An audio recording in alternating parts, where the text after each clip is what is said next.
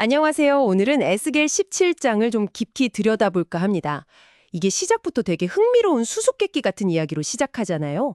네, 그 거대한 독수리 두 마리랑 포도나무 이야기요. 아, 맞아요. 그 비유가 상당히 인상적이죠. 첫 번째 독수리가 나타나서 레바논 백향목, 그 가장 높은 가지 끝을 딱 꺾어서요. 네, 꺾어서는 상인의 땅에 심었다고 하죠. 그리고 또 다른 씨앗, 그러니까 포도나무를 가져와서 물가 좋은 땅에 심어요. 아주 비옥한 땅이에요. 그래서 처음에는 이 포도나무가 첫 번째 독수리를 향해서 잘 자라는 것처럼 보여요. 네, 그늘 아래서 안정을 찾는 듯 하죠. 근데 말이죠. 갑자기 다른 큰 독수리가 또 나타나요. 그렇죠. 두 번째 독수리가 등장하는데 그러자 이 포도나무가 갑자기 뿌리랑 가지를 그 두 번째 독수리 쪽으로 뻗기 시작해요. 물을 더 얻어볼까 하고요. 이게 좀 불안해 보이죠. 과연 이 포도나무 괜찮을까요? 이 비유 같이 좀 풀어보시죠. 이 비유가 정말 놀라운 게 뭐냐면요. 당시 유다 왕국의 그 정치적인 상황을 너무나 정확하게 묘사하고 있다는 거예요. 아, 정말요? 어떤 식으로요? 첫 번째 독수리는 바로 바벨론 왕 느부갓네살을 상징합니다. 성경에도 나오지만 그가 예루살렘 왕이랑 지도자들을 바벨론으로 포로로 끌고 왔잖아요. 네, 맞아요. 그 사건이 있었죠. 그리고 왕족 중에서 시드기야라는 인물을 딱 택해서 언약을 맺고 왕으로 세웠죠. 아, 바벨론의 통제하에 두려고요. 네, 그렇죠. 바벨론의 속국으로 남게 하려는 그런 계산이었어요. 딱 포도나무가 첫 번째 독수리 아래 뿌리 내린 그 모습 그대로인 거죠. 청하다니요? 엄청 위험한 선택 같은데요? 바로 그 지점이 뭐랄까 인간적인 계산하고 하나님의 관점 사이의 차이를 보여주는 것 같아요. 시드기야 입장에서는 당장 눈앞의 군사력, 그러니까 애굽의 도움이 더 현실적인 돌파구처럼 보였을 거예요. 아, 뭔가 더 나은 수를 쓴다고 생각했겠군요. 그랬겠죠. 하지만 그건 바벨론과의 맹세, 더 나아가서는 그 맹세에 담긴 하나님의 이름을 가볍게 여긴 행동이었습니다. 아, 그 맹세가 그냥 정치적인 약속 이상이었군요. 네, 맞아요. 그래서 성경은 이 배신의 결과를 아주 명확하게 이야기합니다. 이게 단순히 정치적인 약속 파기가 아니라 하나님의 이름으로 맺은 그 맹세를 저버렸기 때문에 그는 결코 형통할 수 없을 거고 결국 바벨론에서 죽게 될 거라고 선언하죠. 결국 비극적인 결말이네요. 네, 애굽의 군사력도 그를 구하지 못할 거라고 하고요.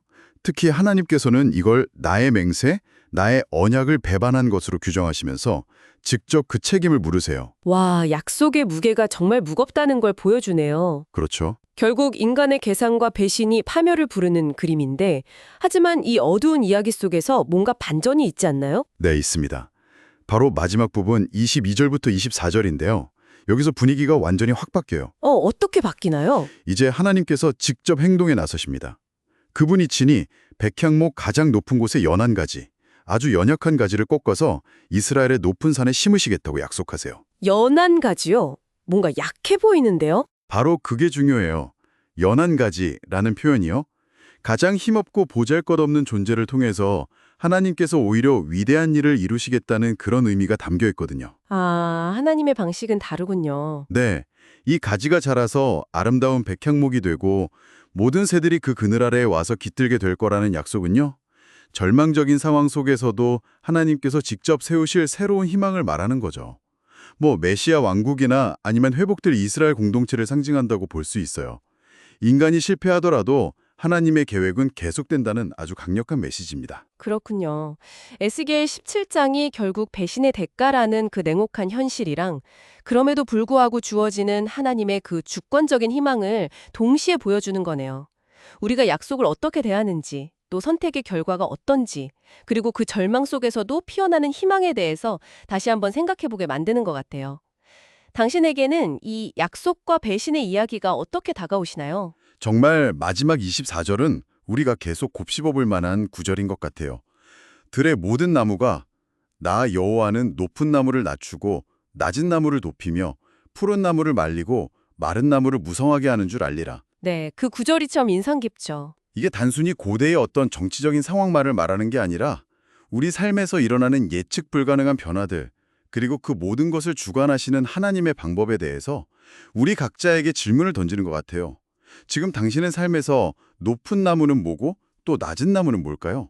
어쩌면 당연하다고 여겼던 것들이 낮아지고 전혀 생각지도 못했던 마른 가지 같은 곳에서 움이 트는 그런 경험 앞에서 이 말씀이 어떤 의미로 다가오는지 한번 생각해 보시면 좋겠습니다.